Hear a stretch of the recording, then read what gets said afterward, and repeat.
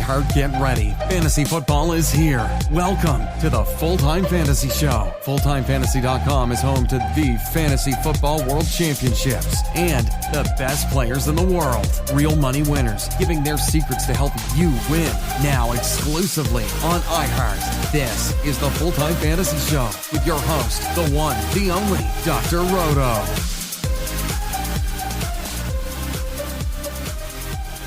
Dr. Roto, get out the insurance cards, get out the copay. The office is open, my friends. It's time for the Boston Red Sox podcast preview. And look, if you're a Red Sox fan right now, you can't be happy. You just can't be happy. You lost Mookie Betts. You don't have David Price. Your team is trying to save money.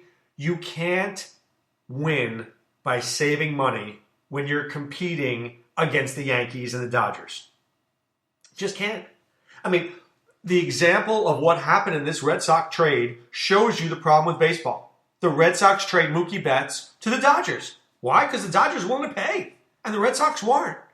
So are the Red Sox a bad team? No, they're not a bad team, but you can't give up your best player and expect to win. Just doesn't work that way. You can't get rid of Mookie Betts and put in Kevin Pillar and say, oh, we're going to be as good this year. I mean, what does that really say to your fans? And trust me, I live in a family where my wife's entire family are Red Sox fans. So trust me, I hear about it. All right, let's get to it. Christian Vasquez at catcher, not a bad catcher. I mean, showed way more last year than anybody would have ever thought. You can't expect those numbers last year, so please. I'm just going to slice about 10% off. Maybe more. I'll do a 20% off sale. Shoom. And if you're okay with 20% off, then you'd be fine with him. And it's still a pretty decent player. At first base, Mitch Moreland hits righties, and Michael Chavis is going to probably hit against lefties. Chavis is interesting because when he came up last year, man, this guy was on fire.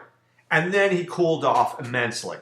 So look, now Ron Renicky, who's the new manager, because Alex Cora is bye-bye, has basically said that Chavis is going to play a little first, he's going to play a little second when he's, not hit. When he didn't really hit well against lefties, but when he does flash, he'll play. But Mitch Moreland only hits righties, so what about Jose Peraza at second base? So I think you're just going to have a lot of guys floating in and out of the Red Sox between Moreland, Chavis, and Peraza, depending on the pitcher, depending on how they've done in the past, depending on what they want to do. They'll move guys around. Is that a way to win? I don't think so, but that's what the Red Sox are going to do. I do like Jose Peraza, by the way. I think he's sneaky. I think he's sneaky. This is a guy that a couple of years ago we were lauding as one of the top young players. Was it 2018 where he was with the Cincinnati Reds when we thought that he was like a third-round player. He can hit 15 home runs, steal 30 bases. Look, maybe the Red Sox get that Jose Peraza, and if they do, that's big. So absolutely worth taking a chance on him if he can find what he had with the Reds. Xander Bogaerts is a man. I mean, I always talk about going to spring training games and seeing guys develop. And I remember seeing Bogaerts develop. And over a course of a year, I said to my father-in-law, Mike, he just looks so much bigger and stronger. And he just started hitting home runs. So I'm a fan. I like Bogaerts. But I'm a bigger fan of Rafael Devers. I'm loving this guy. He's literally like 23 years old. He hasn't really even gotten started yet as a hitter. I don't know whether he's a 300 hitter. Maybe he's a 280, 290 guy. But he's a 40 home run, 100 RBI kind of guy who might even get you 6 or 7 steals. He's only 23 years old. The best is yet to come with him. I'm a big fan of Rafael Devers. You take him in round 2, and I'm going to be very happy with that. All right, let's take a look at the outfield. Andrew Benintendi frustrates me because he just should be better than he is, right? But he's kind of just moved into this groove where he's around a 15 to 20 home run guy, 70 to 90 RBIs, 15 to 20 stolen bases. He's good, but he's not the star that I think that the Red Sox were hoping for. He's a good, solid player. There you go. He's an 7th, 8th round pick, but you're not winning a fantasy league because of Benintendi. Jackie Bradley Jr. screwed me last year in 20 ways. The guy just can't really hit. He's just, 220, 230. You get 240 for him, you're lucky. He's got a little power. He is a great defensive player. He's got a little speed. But, the average is going to kill you. And because you just can't live like that. Do I want a 225 average on 500 at-bats? I don't think I do. Better in real life than in fantasy. Alex Verdugo was an interesting get by the Red Sox in this deal, but he's got a stress fracture in his back, which I have two of my knees. Let me tell you, I can't walk. But, I don't know how soon Verdugo comes back. When he does come back, let's put it into perspective. I think at some point people are like, this guy's a 30-30 player. He's not. He's a 280, 20-20 kind of guy. And if the Red Sox actually got that from him, I think they'd be ecstatic. I don't know if I expect that. And the reason why they signed Kevin Pillar is because I think they know that Verdugo is not going to be there. And Pillar is a really good defensive outfielder. So you have Bradley and Pillar. You're on to something there. Pillar is the kind of guy who hits 255, who hits 15 home runs, who steals 15 bases. You hate taking him, but he gets you those same numbers every year. The problem is this. Is he going to play every day? I don't think so. I think he's a fourth outfielder.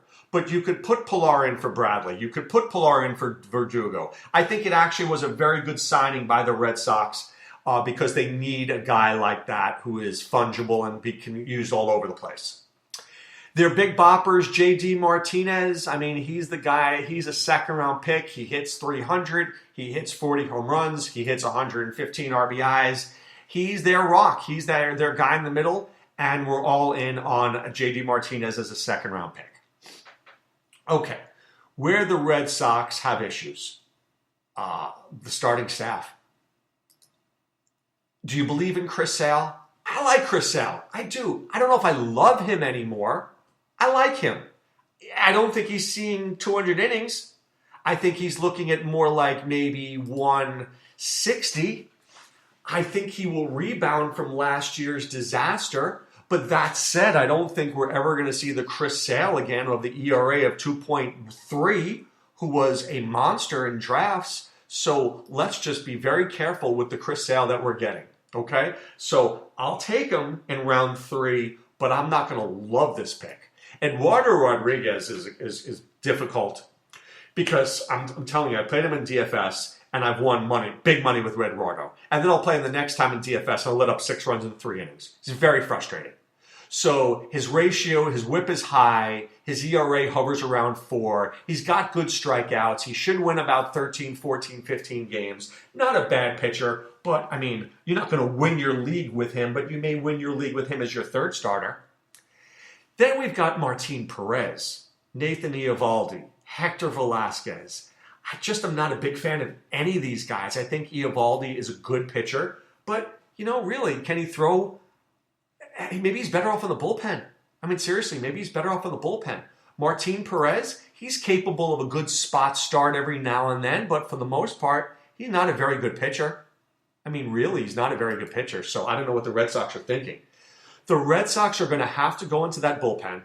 Brandon Workman right now is the de facto closer, but Matt Barnes, Marcus Walden, Darwinzon Hernandez, Heath Hembree, Ryan Brazier, these guys are going to have to be as top-notch as possible. Now, are they good pitchers? They're not bad. They're not bad. But, what am I looking for here?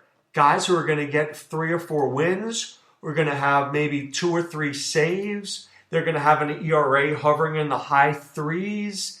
Are you winning fantasy leagues with these guys? I don't know. Maybe Darwinzon Hernandez is the best guy there, but I think he's more of a reliever than a starter. I think the Red Sox have monumental issues this year. And I would tell you is if you're drafting Red Sox thinking you're getting last year's Red Sox, you're going to be very, very disappointed. This pitching staff has a lot to be desired. I don't think there's a shutdown guy in the bullpen. There's no Craig Kimbrell like there used to be. There's no more David Price, and not that David Price was that good, but David Price is gone, and the hitting's not there anymore. I think this is a team that has... Look, I think they're a third-place team in the AL East. I think it's the Yankees and the Rays. And honestly, if you had me bet gun to my head, I might take the Blue Jays over the Red Sox. So be very careful when you draft your Red Sox this year. All right, for more on the Red Sox, check out fulltimefantasy.com. Sean Childs has amazing team outlooks that will help you win your league. And if you want to join Full Time Fantasy, enter the promo code ROTO50 for 50% off your first 2 months. All right, guys, this is Dr. Roto saying be well and take care. Thanks for listening to Full Time Fantasy. There's never been a better time to join and go full-time. Visit fulltimefantasy.com. Use the promo ROTO50 for 50% off your first 2 months. And don't forget, fantasy players, please thumbs up the podcast on the iHeart app. See you next time.